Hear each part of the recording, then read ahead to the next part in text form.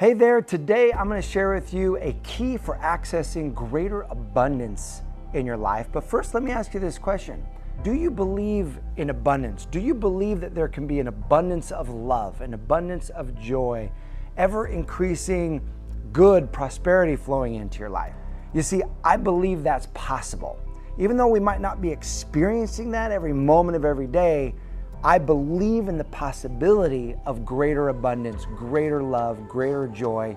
And so in studying this, I came across a story that I think will inspire you and has embedded within it the principle for accessing greater abundance. Whether you want more love, whether you want more financial flow, whether you want more peace, whether you want more joy, this principle can serve you. And it comes out of this book right here, All I Really Need to Know I Learned in Kindergarten by Robert Fulghum.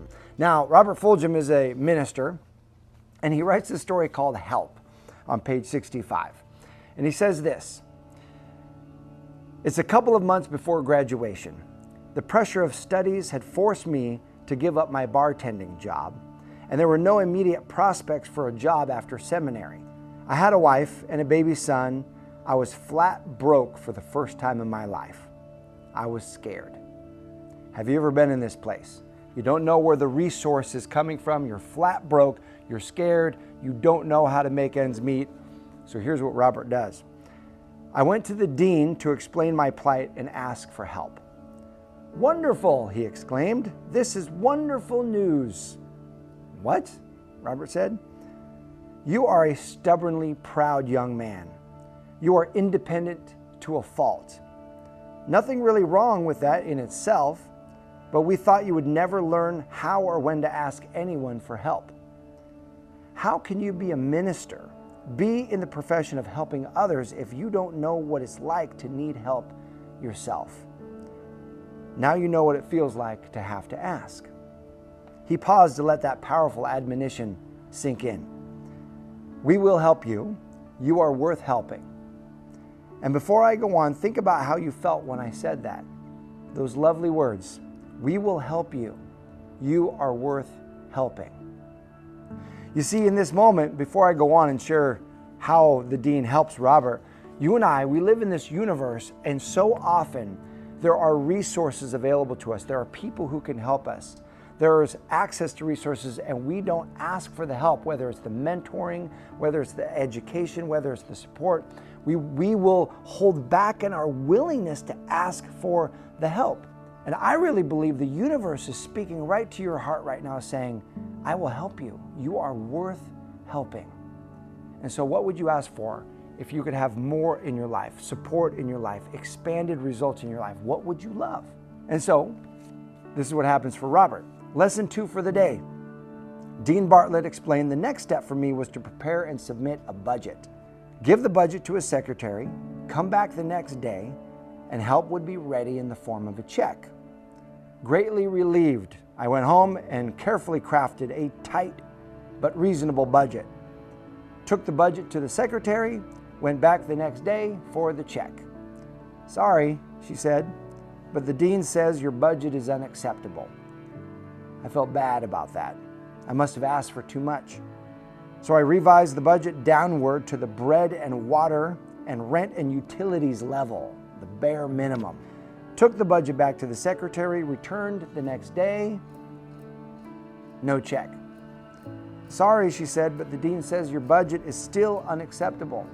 Angry and confused, I opened the dean's office door without knocking.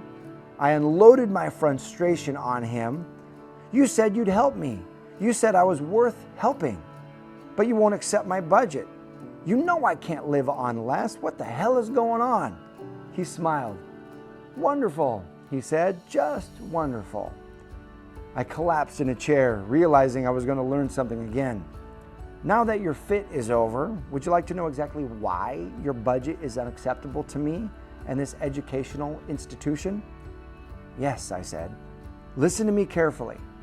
There is nothing in your budget for joy. No books, no flowers, no music, not even a cold beer. And there's nothing in your budget to give away to someone else.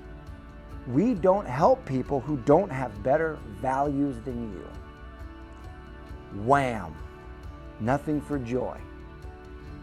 Nothing to give away. No help for people who don't have better values than I. Lesson 3, lesson learned. There was much joy in my next budget. The dean approved it, but it wasn't until I told someone else this story that I realized what I had to give away was the story itself. So 3 lessons in this story. Let's unpack what they are. Lesson number 1 is that this universe wants to help you. You are worth helping. But we have to ask. We have to be willing to ask for help, ask for support. So often we will hold back and not ask. Or when we do ask, we'll ask for way too small.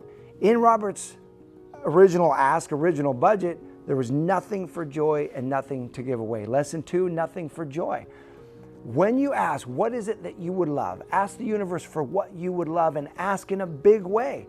Not what do you think you can have or what do you think might actually happen. That's boring. What actually might happen. Why don't you ask for, in a big, bold way, something extraordinary, something incredible for your life? Dream big. Who knows what the possibilities are? What if we really were contained unlimited power in us? What if that was true for you? So asking bigger, infuse joy into what your ask is. In other words, what makes you come alive? And the third is something to give away, because that puts you in flow. We live in a universe that operates by giving and receiving. It operates by the law of flow.